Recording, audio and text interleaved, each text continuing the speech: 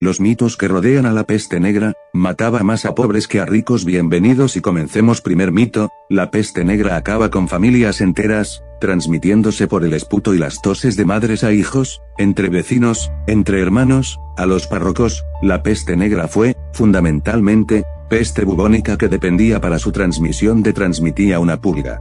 Esta peste se caracterizaba por la inflamación de los ganglios linfáticos, sobre todo inguinales y axilares, cerca de donde se producía la picadura de la pulga, y por un desarrollo más lento que la peste pneumónica. La peste pneumónica jugó un papel menor sencillamente porque rara vez los enfermos de peste pneumónica podían transmitir la enfermedad. Los familiares, vecinos y párrocos que atendían a los enfermos no contraían la peste por las toses y esputos del enfermo, sino porque las pulgas tardan menos de una hora en abandonar los ropajes de un fallecido, llegando incluso a abandonarlos antes de la muerte. La mejor prueba de que el tipo de peste dominante fue la peste bubónica es el hecho de que, en las zonas frías, península escandinava, norte de Alemania, Dinamarca e islas británicas, norte de Italia, etc., apenas había casos de peste, mientras que en primavera, unida a la explosión poblacional de ratas y pulgas, se incrementaban los casos de peste exponencialmente. Segundo mito, donde había ratas, había peste.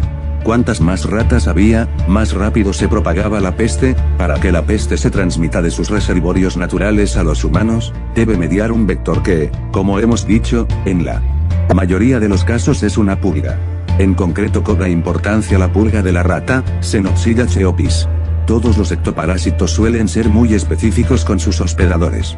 De hecho, Xenopsilla cheopis, ni se le ocurriría acercarse al ser humano si no fuera por una poderosa razón. Al alimentarse de la sangre de la rata, ha ido transmitiendo la enfermedad entre los roedores, que no son inmunes a ella.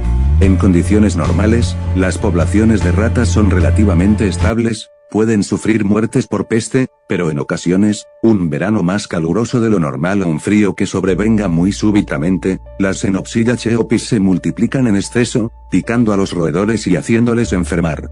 Bajan las poblaciones y la pulga se queda sin hospedador. Cuando esto ocurre, la pulga espera a ver si aparecen más hospedadores sobre los que subirse y comenzar a beber néctar rojo, pero esto no ocurre. Mientras, Yersinia pestis se multiplica en el interior de su tubo digestivo, llegando a obturarlo, y cuando la pulga, desesperada por no encontrar alimento, se abalanza sobre lo primero que encuentra cerca de una población de ratas, en este caso, humanos, pica e intenta succionar, pero tiene un tapón de bacterias obstruyéndole el tracto digestivo. La pulga acaba por vomitar el tapón dentro del orificio que había practicado para la succión de la sangre, es decir, directamente al torrente sanguíneo. Las 20.000 unidades infectivas necesarias para el desarrollo de la peste están listas. Entonces se produce un efecto sorprendente, las zonas rurales tenían poblaciones de ratas más pequeñas y más sensibles a la peste. Estas perecían más rápidamente y la peste saltaba más rápido a los humanos. En las ciudades la epidemia se propagaba mucho más lento. Las diversas subpoblaciones de ratas iban sucumbiendo, una tras otra, a la peste y, tras ellas, los humanos que vivían cerca. Es decir, la peste no se transmitía más rápido en zonas densamente pobladas, urbanizadas, sino en las zonas rurales. Por tanto, tirar los cadáveres producidos por la peste negra para sitiar mejor una ciudad como Kaffa es una estrategia que, aunque se hubiera realizado, jamás hubiera producido, ni la victoria de los mongoles, ni la expansión de la peste negra hacia Europa occidental, fruto de la huida de los despavoridos habitantes ya enfermos o contaminados por la peste. Los cadáveres no conservan en las pulgas. La peste raramente se contagia por fluidos corporales. La peste difícilmente pasa de persona a persona. Los mongoles no contagiaron la peste a los europeos al tirar cadáveres dentro de Kaffa, la contagiaron los roedores, y las pulgas que van sobre ellos, que seguramente habían entrado en la ciudad antes, o en los inicios, del sitio a la ciudad. Y de la ciudad salieron en barcos de trigo. Y esto es importante. Si no fuera por las características biológicas de la pulga de la rata, jamás hubiera llegado la peste a Europa.